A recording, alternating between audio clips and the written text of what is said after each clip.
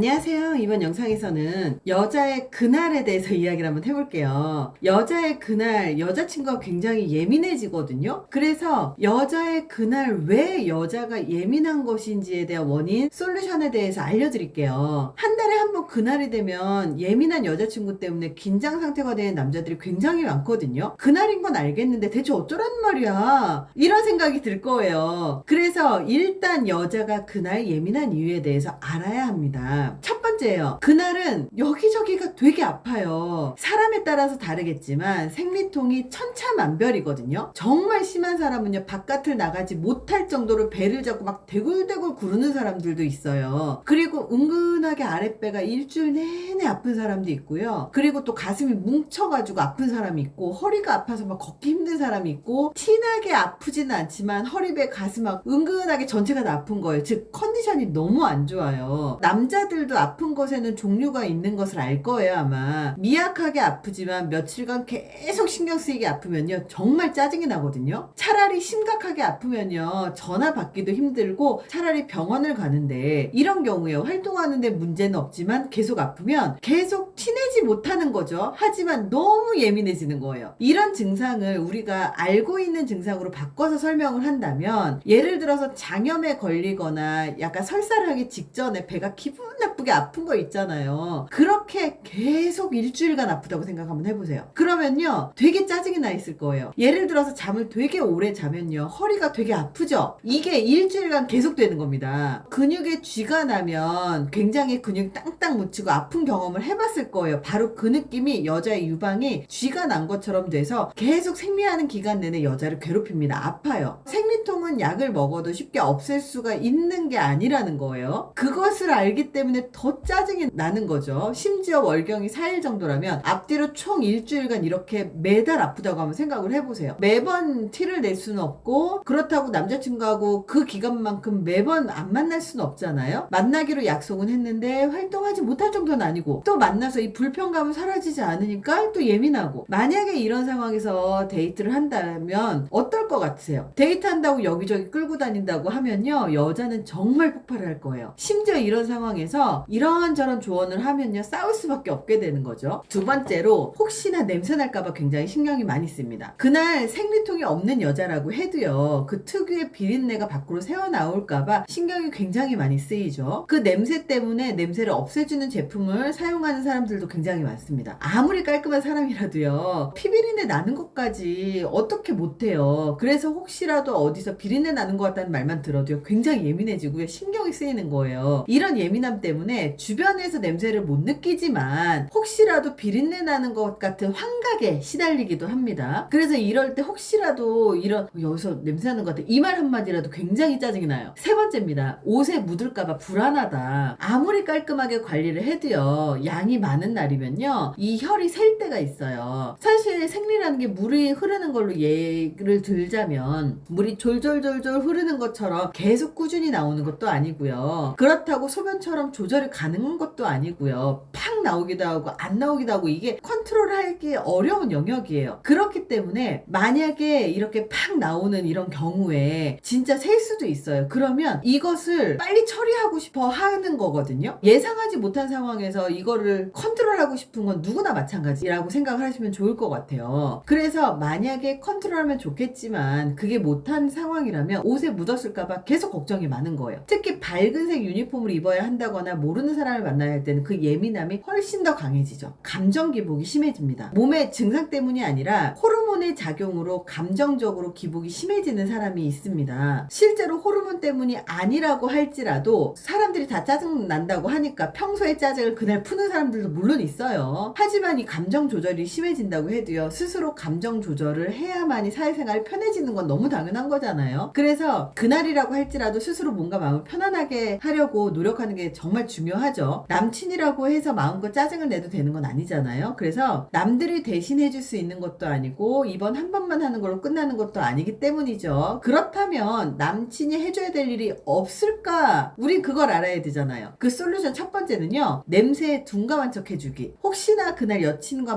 만난다면 농담이든 진짜든 비린내가 난다는 말은 절대 하면 안 돼요. 혹시라도 생선 비린내라고 할지라도 기분이 굉장히 언짢아지거든요. 만약 여자친구가 내가 관리를 안 해서 냄새가 난다거나 혈이 새는 경우를 우연히 목격하게 되면 조심스럽게 알려줘야 되겠지만, 대부분은 관리를 해도 어쩔 수 없이 냄새가 나고 새는 경우들이 있기 때문에 향수를 진짜 많이 뿌리는 여자들이 많거든요. 그러면 또 그 향수 갖고 타박을 하잖아요. 그리고 상처를 받는 거예요. 그럴 때는 모른 척 해주는 게 정답입니다. 두 번째는요, 격한 활동이나 불편한 활동을 피해주는 거예요. 그날인지 모르면 상관이 없지만 사귀는 사이라면 자연스럽게 알게 되잖아요. 이럴 때는 많은 장소를 돌아다니거나 활동량이 많은 것은 피해야 돼요. 수영장, 찜질방 같은 장소는 절대 피해야 됩니다. 만약에 약속을 미리 했다고 하더라도 이날만큼은 가면 안 돼요. 그 이유가 뭐냐면 내 여자친구에 대한 매너이기도 하고요. 같은 수영장이나 찜질방을 사용하는 다른 이용자들한테 매너이기도 합니다. 활동량이 많고 격하게 움직여야 하는 운동 혹은 레포츠도 피해야 하는 것이 되게 좋고요. 오래 걷는 공원 산책, 그리고 걸어가는 게 많은 곳들, 산에 가는 것도 피해주는 게 중요합니다. 특히 화장실이 가깝고 금방 갈 수 있는 그런 장소가 좋은 거죠. 여자에게는 그날이 매달 돌아오는 원래 행사이기 때문에 매번 챙겨주기가 어려워요. 여자도요, 매번 챙겨달라는 말을 하는 게 아니에요. 그래도 여자친구와 데이트하는 가장 가까운 사람이 여자친구의 불편함을 알고 배려하면 좋겠다는 희망이 있는 거죠. 사소하지만 작은 배려를 하지 않는 것이 반복될 때 여자는 화가 납니다. 그래서 오늘은 여성이 말하기 어려운 그날에 대해서 이야기를 한번 해봤는데요. 도움이 되셨길 바랍니다. 감사합니다.